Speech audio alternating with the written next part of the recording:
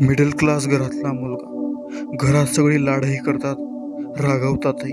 पण रोजचा दिवस हा फक्त एक लढाई असतो, विचारांशी, परिस्थितीशी आणि पैशांशी. आई रोज हजार चिंता करते. कोणी आजारी पडलं तर लगेच म्हणते चांगल्या हॉस्पिटलमध्ये घेऊन जाऊया.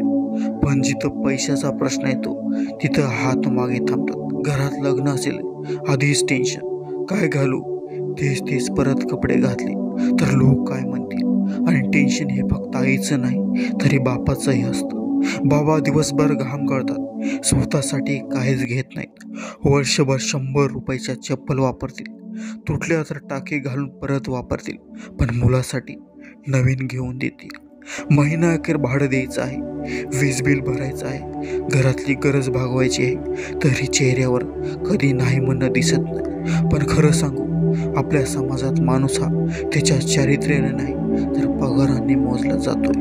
लोक थेट विचारतात किती कमवतोस, जणू तेवढंच ठरवतं की किती मान द्यायचा. महागाई रोज वाढते पण पगार तसाच थांबला आहे. उत्पन्न आठाणींचं आणि खर्च रुपयात, अशीच झाली परिस्थिती. आणि मिडल क्लास मुलगा, वय वाढतंय पण अजून दिशा नाही. आईबाबांनी सगळी कमाई, सगळी शक्ती आपल्या शिक्षणावर घातली, कारण त्यांना वाटतं हा आमचं नशीब बदलणार. पण प्रश्न असा आहे, खरं त्यांच्या तुम्ही अपेक्षा पूर्ण करू शकाल का? रोज सोशल मीडियावर स्क्रोल करत बसलो तर बदलणार काय? तर कदाचित नाही. तो वेळ कमी करा, स्वतःवरती थोडं फोकस करा. आपण बघतो काही लोक गल्लीमध्ये, चौकामध्ये बसून गप्पा मारत असतात. कधी ऐकले का त्यांनी म्हणताना हे माझं स्वप्न आहे, मी एका वर्षात पूर्ण करणार? नाही, कारण त्यांचं स्वप्नसुद्धा नाही आणि ध्येयसुद्धा नाही.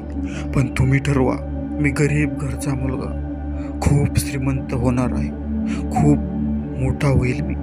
देवानं मला 2 गोष्टी दिल्या आहेत, शरीर आणि डोकं. बस तेवढंच पुरेसं आहे माझं आयुष्य बदलायला.